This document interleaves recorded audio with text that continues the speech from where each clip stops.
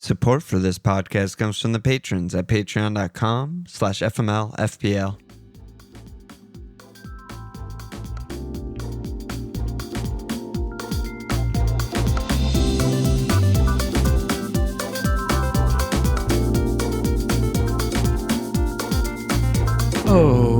Okay, welcome to FML FPL. It is international break, so you know what that means. It is a fireside chat. Today, welcome Pras to the episode.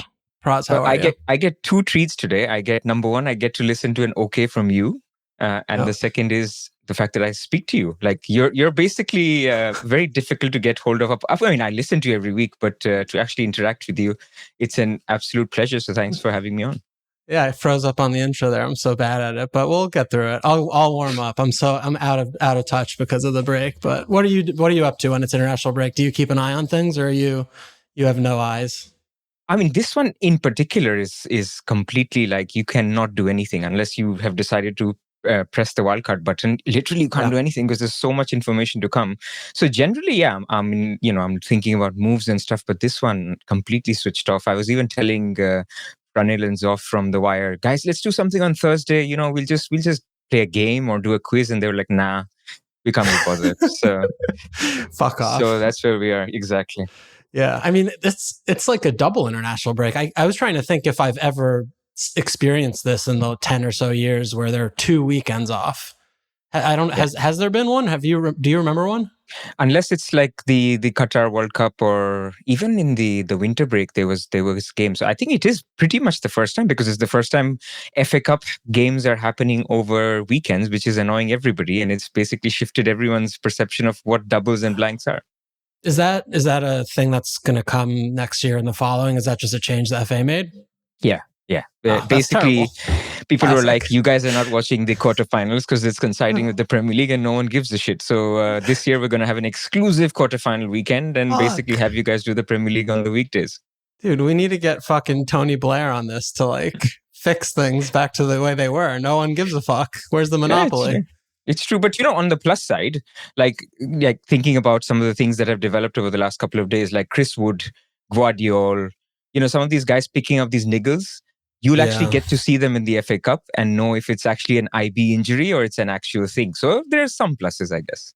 I think that's a negative though, because I love the chaos of the ambiguity of the international break niggle. It's just the most funny thing when everyone's melting down. True, that's also true. And imagine if people are wildcarding into that stuff. So that would be even harder. Yeah, no, that's for sure. So how's your season going? I mean, Alon told me you're doing phenomenal. So I was trying to find your team and I was like, I'll just go to their overall league. And it's like, oh yeah, there he is, like 4th or something. What's going on with you this year, buddy? I mean, just getting lucky, man. I mean, what can I say? It's been very lucky. I started the season pretty much with, I was one of the very few with Salah and Haaland. Got lucky, right? Because essentially why I did that was I was scared of going against Haaland and I liked Salah. So it's been one of those things. I sold Haaland at the right time, got Cunha, got a lot of points, and it's just worked out really well. I'm, 8K now? I was actually 3K when you guys asked me to come, and then obviously it hasn't turned out well after that. So the 10 days I've been part of this whole thing, I've doubled my rank.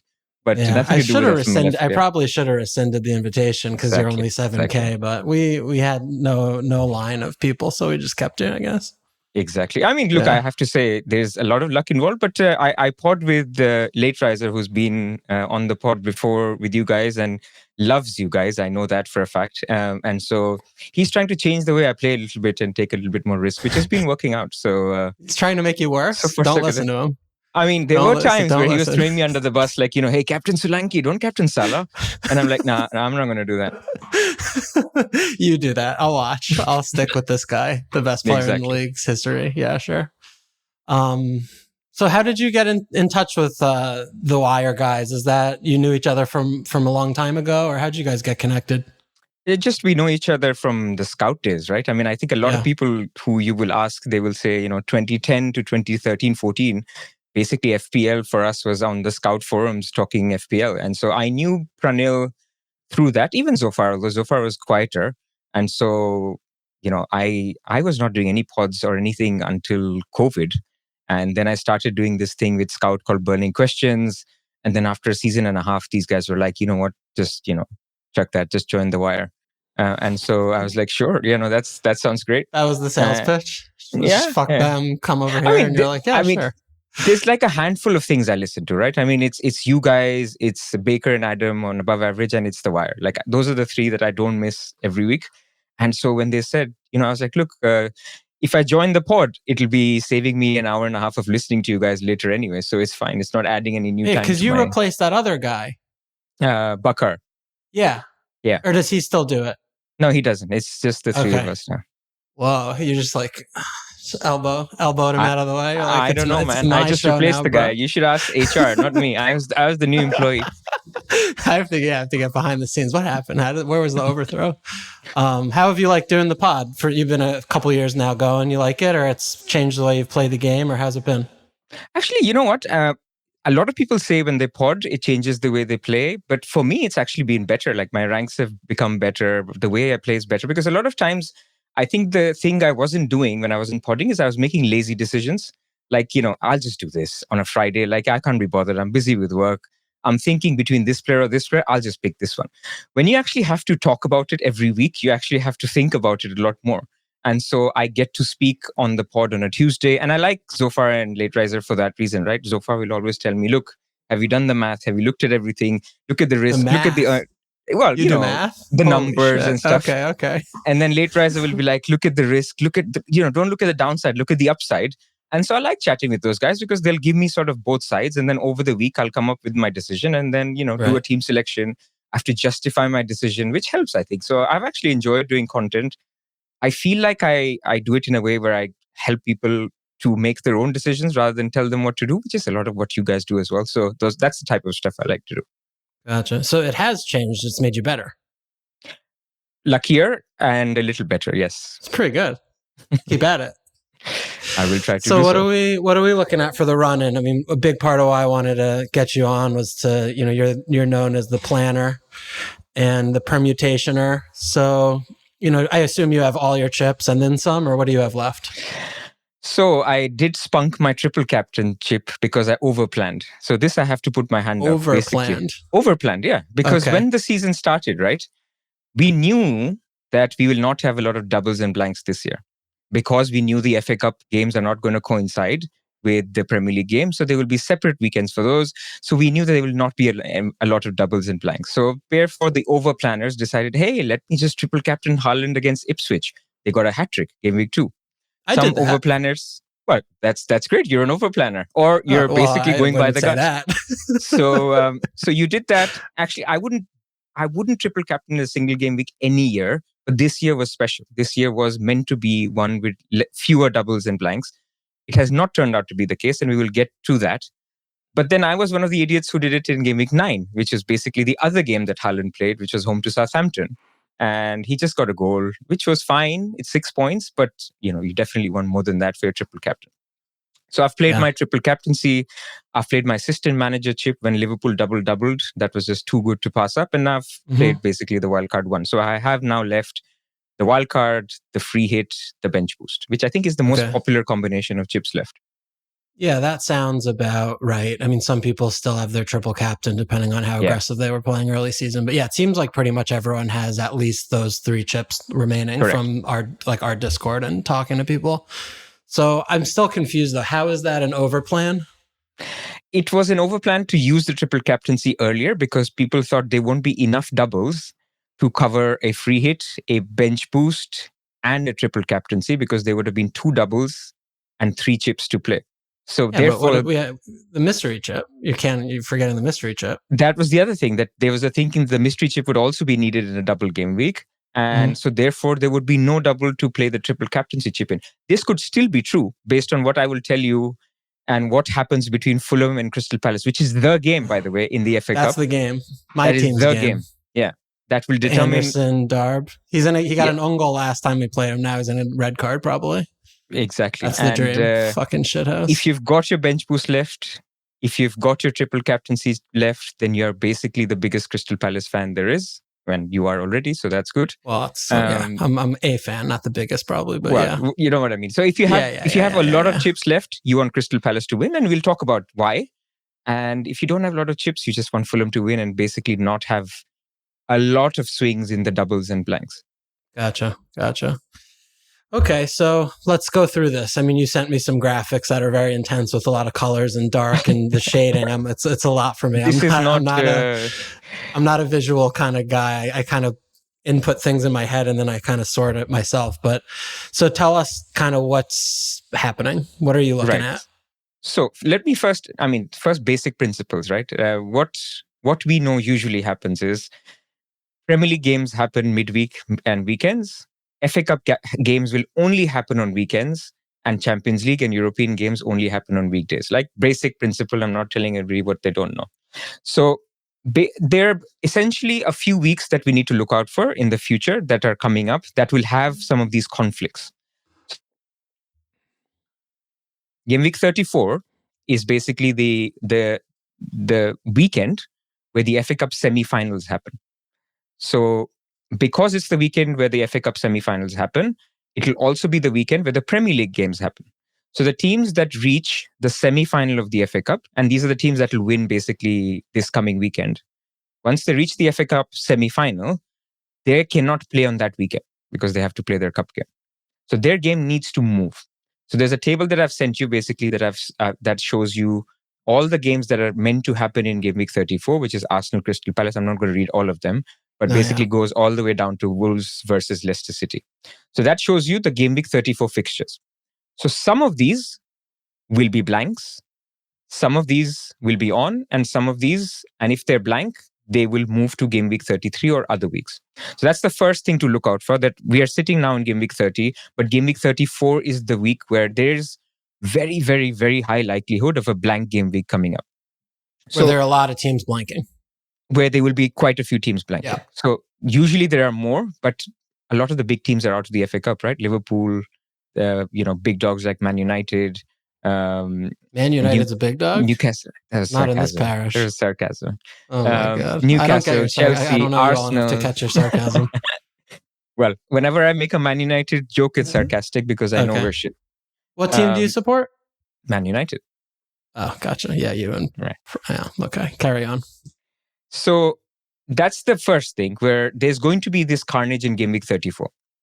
So let's talk about these FA Cup games now, right? Because we want to know, or we will know in 5 days, when people will basically before game week 30 deadline, we will know which those teams are, because the FA Cup happens in 6 days. We're recording on a Monday night. It happens on a Saturday and on a Sunday. And that is before game week 30. So the first game is Fulham Crystal Palace. Now, if Fulham win,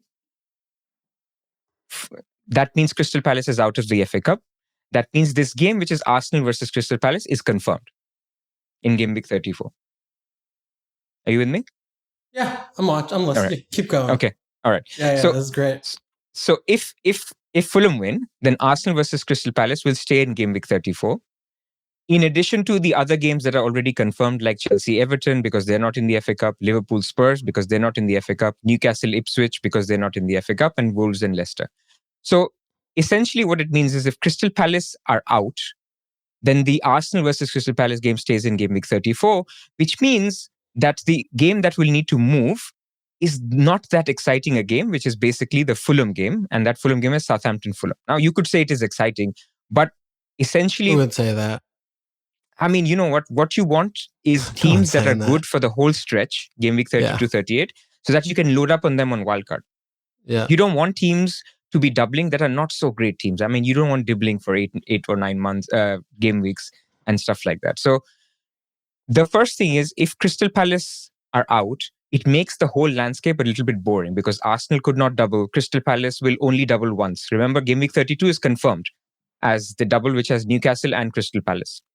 So we're only talking after game week 32. So coming back to this game, if Crystal Palace now end up winning, so this is the big one. If Crystal Palace end up winning, this is exciting. This makes things fun. Why? Because if Crystal Palace win, then they have to play on the weekend of game week 34, which means Arsenal versus Crystal Palace cannot happen in game week 34. Now, someone could say, why doesn't it just move to the midweek? They could just move it to the midweek of game week 34. The reason why it can't move there is because Arsenal are still in the Champions League. Now, even if they lose to Real Madrid, when these guys will be scheduling the fixtures, they can't take a risk, right? They can't just say, look, Arsenal are going to go out to Real Madrid, so we have to schedule this. We can schedule this later. So they will have to move this forward to game week 33. So to summarize, if Crystal Palace win, it's very, very likely that their game, the Arsenal game, moves to game week 33. So Arsenal will have a double and Crystal Palace will have a double, which is cool because Crystal Palace already have a double in 32. So Crystal Palace will have a double 32, double 33. So like that, it's nice talking about this. Like, oh, they're going to have 5 fixtures and, no one's playing all those minutes. Like, who's playing those minutes? Like fucking Chris Richards. So how do you look at that? You definitely want Henderson. Yeah. Do you play it? Do you go just as many dice as you can roll in it and you just kind of make your best guesses, or how do you play it usually? You might have to. I mean, you might have to sacrifice somebody like an Eze who is a minute's risk. I mean, you'll have to take a call closer to the time, obviously. But I think Munoz looks good. I mean, he plays pretty much all the time. Henderson looks good. And then you take your pick in terms of Mateta or Sarr, budget dependent, slot dependent. I mean, you guys were talking about the previous pod, right? There's so many strikers to pick from. You'd ideally want Mateta, but can you fit Mateta when you have Marmoush and fall off again? So, I mean, apparently he's fit now to play he was cleared, right? He's gonna be wearing like a fucking football, an American football helmet. Like, I don't even understand how his ear was reattached. And then he's gonna be wearing something gnarly on it, right? Some protective gear. It has to be. Yes. Maybe that's gonna give him a heading advantage. Good. Unlock a new level. Or it screws up with the balance, right? I mean, I don't know how the ears are. I mean, I don't know. I'm sure they figured it out, and hopefully he plays running, right. And then he just falls down. Well, he veers towards the left as he's running. Yeah, that's very possible. Fucking, maybe he's going to be the worst thing ever. But what's even worse than that? Worse than the minutes is basically your fixtures. Crystal Palace's fixtures are bloody horrible. Even if they double, if you look at their fixtures, let me open it up. So one of them will be Arsenal away. One of them is Man City away. One of them is Newcastle away. What's the other one in game week 33? Bournemouth home. Okay, that's okay then. I don't know. I mean, I think Palace are a really difficult team. It's very uncommon where they're really good defensively all the time and they're good counterattacking. So depending on what you have, if you have attack or defense, like some of those fixtures are just perfectly adequate. Some of them are kind of iffy, and it's kind of nice that you can cover some bad defensive clean sheet fixtures with doubles, so you don't feel like too bad having them. Because if you had a team like Fulham playing these fixtures, and you had, Robinson gets an assist every game, but you had a defender, they might keep one clean sheet in those 6 games. So you're looking at it, you have all these doubles. They could get fucking 5 points, so you're going to get less points than like a single game week. So many single game weeks, right? So, I mean, Palace are a little bit of a unique one, right? Exactly. But you know what? It's not just about Palace. It's about Arsenal as well. It's all about Palace.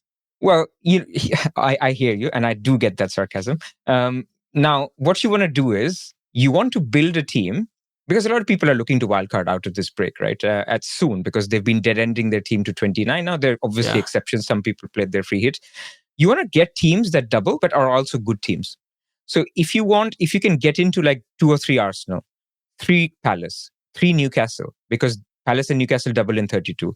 Palace again double in 33. Arsenal will double in 33. Man City, we will come to Man City and Villa in a second. Those are the other 2 important teams. Then you're basically looking at a structure of a wildcard where you're targeting a lot of fixtures. Is that, guaranteed more points? No. But it basically gives you more games and more appearances and therefore more opportunity. You get Hendo for 4 games. That's basically 10% of your season save points or penalty save potential, because that is 10% of your season. It's a lot of games. Yeah. Yeah. And I mean, we're going to have to wait and see when the axe falls, because we see, like we were talking about Arsenal, right? They have double, blah, blah, blah, blah, blah. They're not going to give a shit about their little league game when it's in between an RM, like, quarter, whatever. So we also have to look at that again and not forget about, right, those heuristics. Like, is Martinelli a good pick because he has 4 fixtures? Like, probably not. He's not going to start them. So, we still have to go back to that bread and butter, right?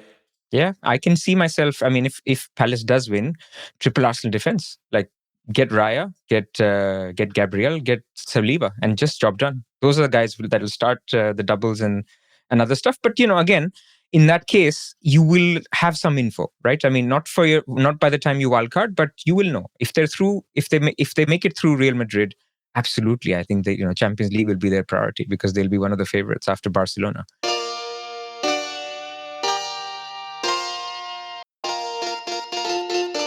If they lose, then they've got nothing to play for. So Arteta will want to solidify the team, want to finish on a high, all of that stuff. I think there's a lot of uncertainty after game week 34 in this season, even for Liverpool. Yeah, sure. So what are you looking at with your chips? Like, what's the TLDR version? You're going to wild card in 32, or what are you thinking? So wild card in 30 or 31. So earlier. Let me talk about the three other FA Cup games in a little bit of a TLDR fashion. After Fulham Crystal Palace, I've talked about where those games go. There's Brighton and Nottingham Forest, right? That one is less relevant as a game because none of those teams are in Europe. So, right, even if they were to win their FA Cup, whether that's Brighton or Nottingham Forest, there's no guarantee that that fixture moves from game week 34 because they could just keep it in game week 34. As you remember, the Newcastle Crystal Palace game is being played in the night when there's Champions League football. So the same could happen in that game. So don't worry about that one. Wait for that to be announced. I think the other one to think about is the fixture in game week 34 to think about it is Man City Aston Villa. That's a very important fixture in game week 34 because they play each other and they're both also in the FA Cup. So if either of those teams make it into the semi-final, which is very, very likely, right? I mean, Aston Villa should beat Preston North End. And Man City versus Bournemouth, you can say is 50-50. But together, if you combine or if you say either Man City or Aston Villa, you would say there's a very high likelihood one of those teams makes it. Exactly. Now, Aston Villa are still in the Champions League as well, just like Arsenal. So if they do blank in 34, their fixture can't move to midweek. They will also double very likely in game week 33. So therefore, now we're talking if Crystal Palace win and if either Aston Villa or Man City win, you're looking at a double of Crystal Palace, Arsenal, Man City, and Aston Villa, all doubling in game week 33. Now it's starting to look like a good bench boost week, if that's the sort of thing that ends up happening. And then the final thing is basically if Bournemouth win, if Bournemouth beat Man City, then you could also have Bournemouth and Man United also doubling because that's another game in game week 34 that could move because the mighty Reds are still in the Europa League. This was also sarcasm, but also factual. It's because Man United are still in the Europa League, their fixture would also have to move from game week 34 to 33. So now you could have potentially, in a scenario that I've just painted, where Palace win, Aston Villa win, Bournemouth win, you could have Man United doubling, Bournemouth doubling, Man City, Aston Villa, Crystal Palace, and Arsenal all doubling in game week 33. So therefore, to answer your question, 33 should be a very nice bench boost week if the results happen in a way that I've just described. Yeah. However, it's just you're going to have a difficult time if you're wildcarding in 30 getting through those 3 game weeks with the cheap guys that you're trying to hide, like with no injuries and stuff. That's always the toughest thing, right? Where you're like, oh yeah, I'll bench boost. It looks great. Football happens for a few matches and you look at your team going into the bench boost. You're like, oh, I guess I have to take a -8 to get 15. And then it's like, oh, I'm glad I have this chip now. Correct. You're absolutely right. That's always one of those. Exactly. And by the way, this year, like a lot of people are used to like massive mega bench boosts, right? Like 15 doublers. You're not going to have it. You're definitely not going to have it this year. Your team is in 33 because I've just described the utopian scenario of 8 teams doubling. There's also a scenario where Bournemouth are out. So Bournemouth don't double, Man City don't double. Your team, Crystal Palace, lose. So therefore, they don't double, Arsenal don't double. You'll have a bench boost with all single game week players and maybe 5 or 6 doublers in your 11. Yeah. That's basically going to be your bench boost, the likely scenario. I've been saying this for years about this bench boost is the biggest scam in the game. Are you slowly turning onto that idea that like it holds you hostage and it also makes your second wild card less effectual because you have to plan for this 1 game week for 4 extra fixtures versus optimizing the 11, keeping shit on the bench? Are you coming to that conclusion or are you still like this plan, the path you're on? I think the potential is the highest. It's the highest potential chip, but it can turn out to be a damn squib because of things happening. And the things happening are exactly what you said. You could get random injuries and you cannot hide them because you're bench boosting. So you have to deal with every single injured or rotated player in your team, including your second keeper. So it does result in more transfers. But I think the other thing this year is that the bench boost week is bad because the good teams are out of the FA Cup. A lot of the good teams are out of the FA Cup. Like you want to have Salah. Well, if you want to keep him, you'll have to have him as a single game week player. Now, he plays Leicester in 33, so we got away with it. But had he had a double, that would have been lovely. Newcastle don't double. Chelsea don't double. Arsenal may not double. They could, but they may not. So that's also making it a lot worse where your double game weekers are actually not that great. So it could be, your Fulham defender playing twice. Because like the way I imagined it, and it might just not make sense because I don't do math, but like the delta between ripping the bench boost whenever and having 4 fixtures to maybe you get 7 fixtures, best case, most likely, compared to the 4, plus not making your best wildcard team, plus having to use it like in the future, plus the money on the bench for the ensuing game weeks after you finish the bench boost, you're never playing them again. Like I just couldn't wrap my head around like, oh, you're supposed to keep doing it this way. I don't know. Look, does that not make sense or am I talking shit? One mega pro for playing it in a double game week is obviously the obvious one is you could get lucky once out of 2 times. Like you could get that random O'Shea assist in a double game week where you couldn't or be harder to do in a single. I think there's also double game week insurance, right? If it's a single game week, players miss out, right? Palmer just had a bad curry or he had an injury on Saturday and he missed out and you needed your bench. In a double game week, you're likely to have all 15 actually just show up. So actually, if you just don't look at the 4, but actually think about the fact that your 11 likelihood of your 11 all playing is also highest in a double game week, I just think the total potential of the chip is very, very high. There is a small niche of people that play bench boost game week 1. I'm sure you've talked about it. You've thought about it because literally, I think I did that. When did I do it? I did it really early this year. I don't remember. So you have used your bench boost and your triple captain. Oh no. Yeah, wait. I used it game week 1. I did use bench boost game week 1. So, and then I triple captain game week 3. Yeah. There's logic to that because it's the only week where you can actually select your team and play the bench boost. Like you have you have a wildcard and bench boost in the same week. So absolute genius. Yeah, I think I got 4 points. Yep, I got 4 points out of my bench boost this year. Good decision, bad outcome. Let's put it under that Flying. Barco. I can't believe I forgot this shit. It feels like it was 4 years ago. It was just like in the fall. Yeah. I always feel FPL should do those, those badges which you have in some games where you collect them as you go. And so, bench boosting with Barco definitely deserves a unlock. We always say you're unlocking quests here. We're always trying to unlock quests. I only have my free hit left. That's my game this year. But all right, so you're wildcarding soon. You're going to hope for the big double. You still have free hit to cover up for the blank. So you're sort of just on rails at this point, right? There's not too much. It's just picking like this third attacker or the third defender from the best double game week kind of team. Is that sort of what your season's looking like for the future? So I'm going to try to break it down. Again, not a short answer again. So wildcard, I think a lot of people are thinking 30-31, right? I think there's a very big difference between game week 30 and 31. So game week 30, you will get the information of the FA Cups that we just talked about. But what you may not get is the actual announcements. So there's one thing to say, Pras came on the show and said, this should move to 33 or this should move to 34. Premier League need to announce it. And so because the game week 30 deadline is on a Tuesday, you actually may not, those guys are lazy. Like after the Premier League games are finished, it's not like they will get to work on Monday, Tuesday, and then give you the announcement before the deadline. They're drinking. Exactly. So you could actually get the announcement on a Wednesday, and if you've just wildcarded, you are wildcarding blind. So this is why I would strongly urge people, if their team looks fine, not to panic, not to press the wildcard. It's very tempting looking at Chris Wood yellow flagged and Palmer yellow flagged and say, you know what, I'm just going to press the button. Wait for the FA Cup games. If they're announced by Monday or Tuesday, the actual postponements, play it.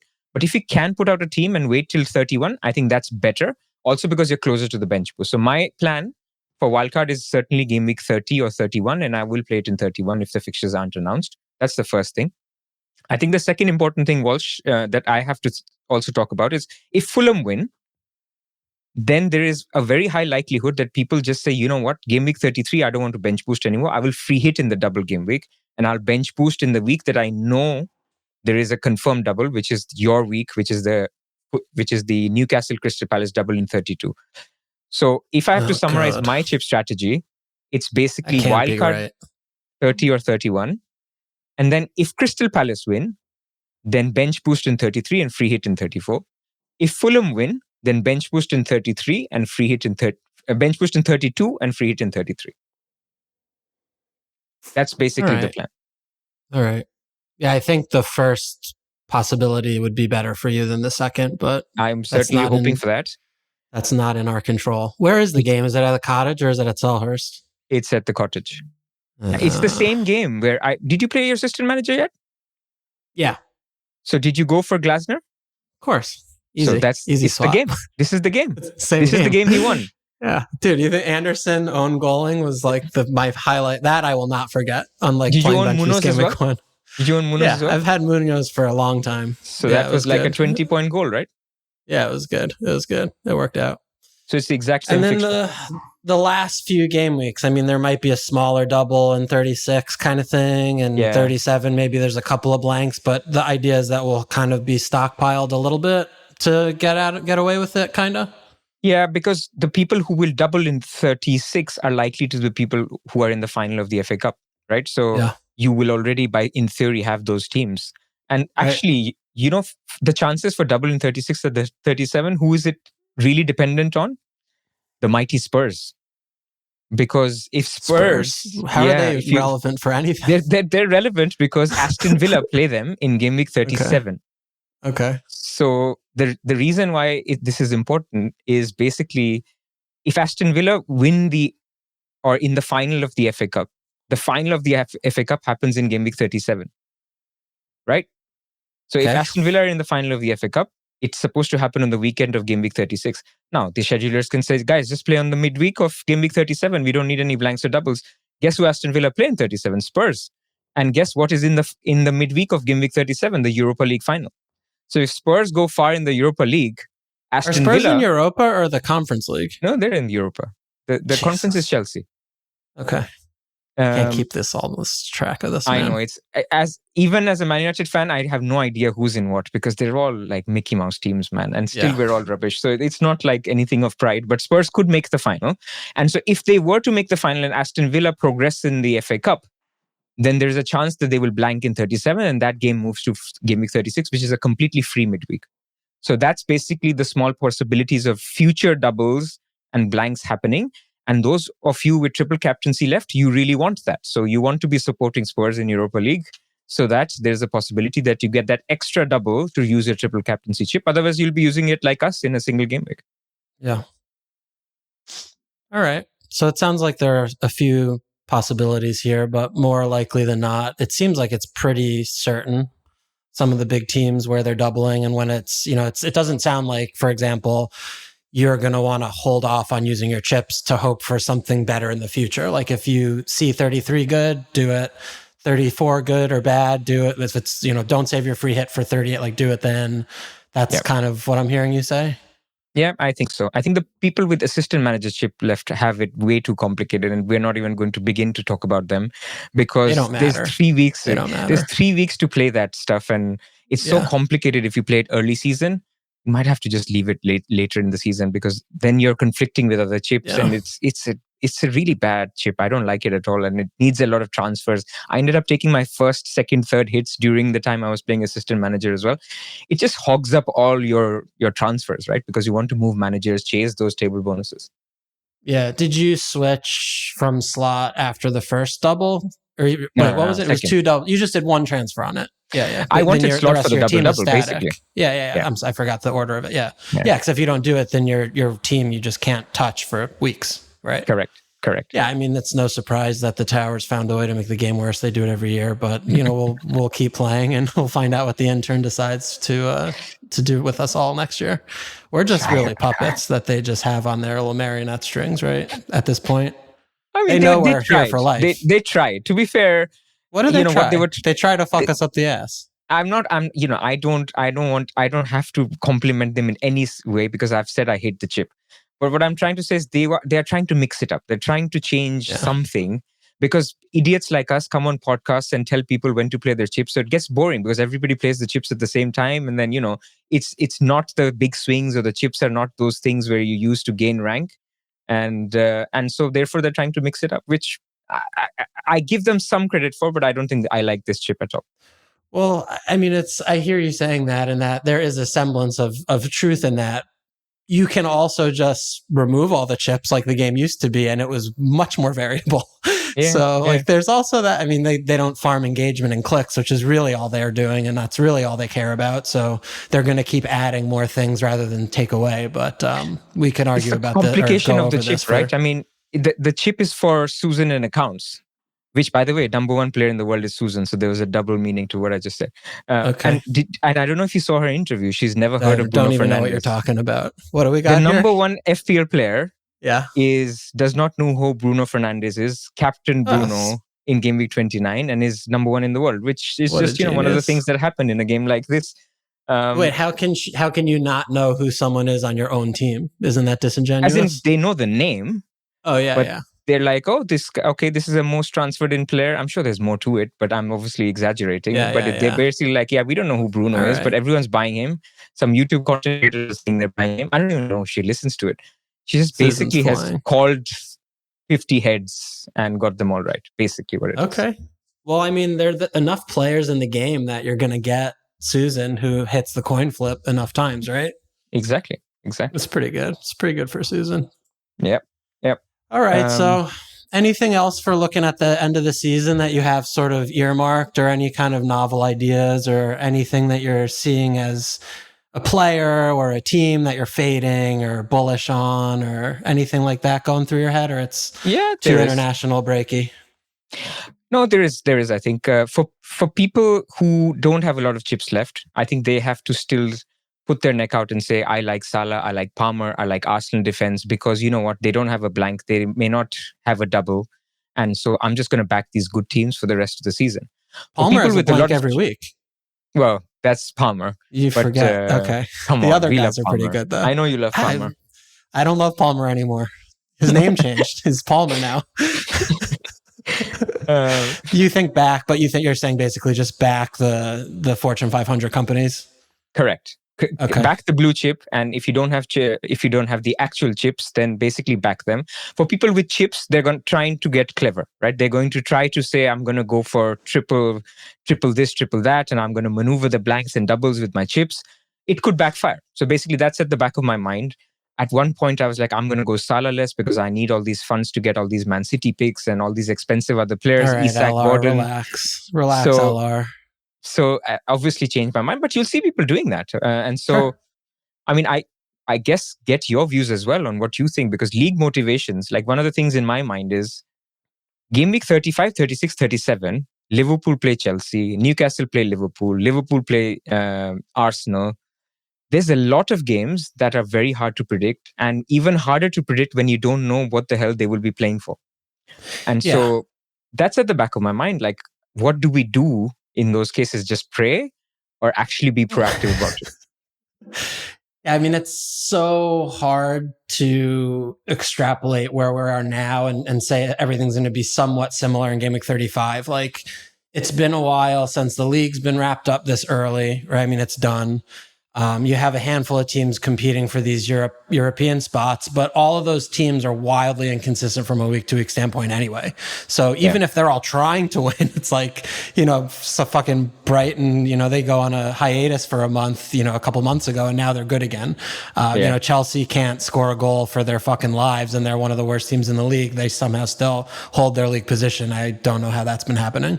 But like when the teams are on the beach, around 35, around 36, like those are the exploitable ones, but you can't predict it. Like you just cannot possibly predict it, which is, where from your standpoint, maybe you do want to divest somewhere and get a couple of extra picks so you're not so top heavy, because, you still know who the good players are on the teams.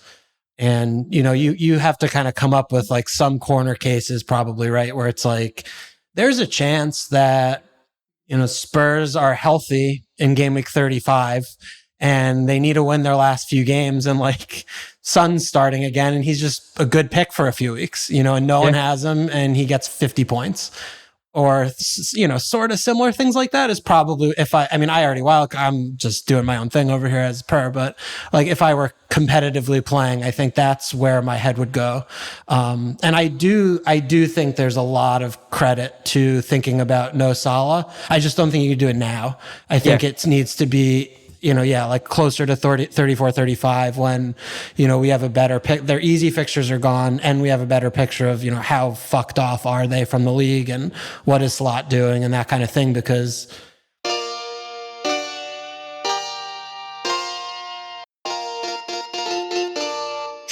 spreading 14 mil around the team, it does so much. Like, I'm sure you've tinkered around and played with it throughout the season periodically here and there. Like, there are no premiums in the game. If there's just him and Haaland, and you can get so much of everything if you don't have Salah. So I could see that happening. I mean, the whole no Salah thing was more popular when they were still in Europe. Once they left, I mean, you can see, there's obviously people will scenario and build their own narratives, but you can see Salah just saying, you know what, we won the league, we've got nothing else to play for. I still want to chase the records and I'm going to play every game. Or you can see that guy, you haven't signed your contract. I want to start playing Chiesa here. I want to see if Diaz works on the right. You will not play every game. Either of those scenarios is plausible. I think Salah playing every bloody minute is probably more likely now that they're not in Europe. Yeah. Yeah, I mean, with Mo too, he's not the kind of player that's going to just sit down on the bench while, Chiesa gets a diddle. I mean, he's going to be gone anyway. But to me, we talk about with Mo all the time, whereas, I think the team needs to be functioning, and when Trent's out, it's a problem in the midfield. Like, who's playing behind him, that's important. So I could see like where he's doing things elsewhere, even though Mo's still playing 90. But we see the team not function so well, and he just like doesn't have a shot, or he's really a passenger. He creates a couple chances. I mean, look, he's been getting away with pens every other week. So if you take these pens away, his returns are a lot more pedestrian than they look over the last few months. But Liverpool have been playing kind of worse over the last couple months. So you can't really hide from that, even though they're still winning. And, they're still easily better than all of their opponents in the league.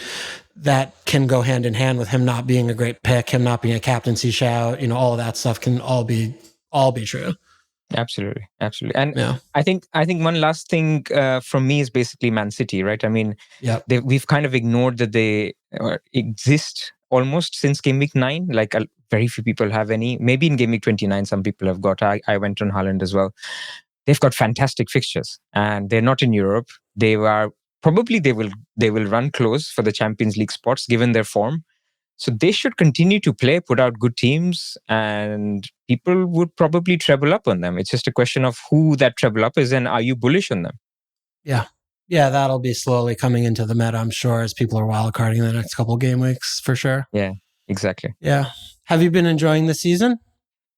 I mean, when you get lucky, the season's fun, right? Because you actually think, I was a genius to sell Haaland for Cunha because I knew this random Wolves player is going to become the next best thing. So yeah, I've been enjoying the season. But actually, there was a point, Zoff mentioned in one of our pods that has this been not as exciting a season as a football fan? And I think there is some truth to that, because if you think about, there's been no challenge. People have been saying Arsenal are going to, close the gap. It's only increased. Liverpool Who says that? Arsenal fans say that. Arsenal fans say that. No one else is saying that, yeah. But, you'd think that how far ahead Liverpool are, that when you watch them on the pitch, you would say this team is far ahead, the best team in the Premier League. They have their moments, but they have not been amazing. The way they were outplayed by PSG was not great. So just Premier League quality-wise, I think the disappointing thing has been we've had no title race. We've had no promotion race. I think the 3 teams that have come up are all bad. I mean, maybe Ipswich are okay, but the other 2 are so bad. So essentially, we're looking at a league season where, yes, we've had some nice, good managers. If you think of Bournemouth, if you think of Brighton, Fulham, but not a lot of excitement at the bottom and top of the table. Yeah. I mean, I think that just from a footy standpoint, the game in England is changing so much in the league where it's like, you're going to have to find more satisfaction in the mid-table, like the midfield of the F1 or whatever. Like the bottom teams are so much worse or the promoted teams than the league teams every year. It's just, this is what it is now, unless if something dramatic changes because of the finances and all of that stuff. And, usually there's 2 teams, or if not 3, that are fighting for the title, but there has been an exciting, 4th to 9th place jockeying this year. If it's not sexy because it's like a team goes from 10th to 6th or something, but it's just also so diluted because there's so much more parity in England than there are in the other leagues, where there are just so many more good teams in England from 1 to 20, 1 to 17, I guess, than in the other leagues. So like there's just so many more wobbles. Like it's not just this team, steamrolls or, anyone can beat anyone. And there's so much more counterattacking teams. It's like, it is changing. I think over the last 2 years and this year is maybe really concretizing it. And it's going to keep probably, I would imagine in the next few years, kind of be similar. Right. There's just so many games. Like, and all the good teams play 50 million games. They're all in Europe, like from 1 to 7 or whatever, right? They're all in Europe. So did you see this from, I think it was the Premier League that posted it, that there is a scenario in which the top 11 teams from the Premier League could be in Europe next year? Yeah, well, that's like a 1% or whatever. Like if these teams come to this place and these teams win the leagues and all that. England will get the coefficient, very likely to get the coefficient for the fifth Champions League. No matter what, right? So 5 there. If Aston Villa win, it becomes 6. The Champions League. Obviously, we're already in 1% scenario. So if they don't finish in top 5, there would be 6 teams that will qualify for the Champions League. Then you're looking at Europa League positions. I think England gets 3. But Man United and Spurs are both not in the top 9. So if they win, that will be the 4th. And then you basically have the 11th place team that plays the Conference League. So it's like crazy, the amount of clubs. Yeah, but it's good for their exposure. Yeah, I mean, it's all new. It's going to come to a head at some point, though. Like, this is not sustainable. They can't keep doing this for another 10, 20 years. Like, it's going to dilute the product in England. It's just going to be ridiculous. Like, these teams can't financially handle it. And, I mean, maybe the thing is where the promoted teams look better when they really do go for it because you have 9 teams in Europe. Like, we all know what happens when the team that's not supposed to be in Europe makes Europe. They fucking fall apart the next season. So if 4 teams are in that, in that bucket, which is, reasonable, maybe we do get a promoted side staying up and, one of the stalwarts goes down. I don't know. Maybe some crazy stuff could happen. So it makes it like more revitalizes it or reinvigorates kind of the storylines. But yeah, I could see where you're coming from. Certainly the idea of just like the less drama, I mean, it's how many years since Kuhn took his shirt off and ran around and, That was not a great moment for me. Long time ago. I mean, we're used to city walking the league with like fake title challenges, but usually the team that wins over the last 5-6 years, right, just walks the league. It's not like going down to game week 38. I mean, it's by the last few games it's over. Has it? When was the last one? I think when City won it, when Liverpool, they were down to, was it Burnley? Was it Aston Villa? Where they were down and they ended up winning. They had to lose and they were down 2-0, I think, and then they ended up winning. And I mean, look, City have been dominant, but it has gone down to game week 37, 36. This year it could be finished by game week 34, 35. Yeah, mathematically, right? I mean, it's been over for a while now, but exactly. Yeah. All right, Pras. How did we do today, babe? We did excellently. I mean, you were very good with your questions, even though I know you don't like to plan too much. And I was thinking, what is, how succinct should I be? How detailed should I be? But I think we covered pretty much everything. So okay. Were you as succinct as you wanted to be, or did you leave some bits on the table? I still have in my mind a few things I didn't cover, but we can't always touch them all. No, we can't touch them all. I mean, look, everyone that listens to our pod knows where to find you and where your dulcet tones touch the airwaves. So if they want more, they'll go. Or they'll just wait for the FA Cup results and then find out where the fixtures are anyway. With everyone else. Yeah, I mean, where do you stand on are you a Krellanite? Oh yeah, of course. I mean, Krellanite. Those guys put a lot of effort into this stuff, and they can't always be right, but at least it's helpful. They're expected to always be right, though, to the masses, to the monkeys that are behind all of us on the keyboards, like pounding away. Like, I hate you. You told me this, and this is happening. I actually really feel for them this year because, as a separate topic, the Premier League this year have decided that screw you, we can just put up the fixtures anytime we want. The Liverpool double, like the Liverpool Aston Villa double. That happened on the same night where Man City played Real Madrid. That never happens. You never have a big Premier League game clashing with a big Champions League game. Well, but the Premier were like, screw it. We'll just do whatever we want. We don't want to listen to Ben Crillin anymore. Yeah.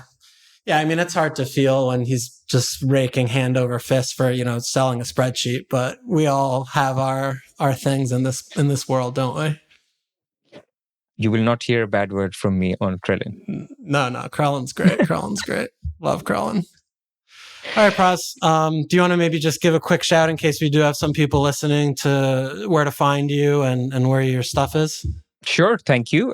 So it's Pras, PRAS_FPL on X or Twitter. And we do a podcast called the FPL Wire, which I do with my co-hosts Late Riser 12 and Zofar.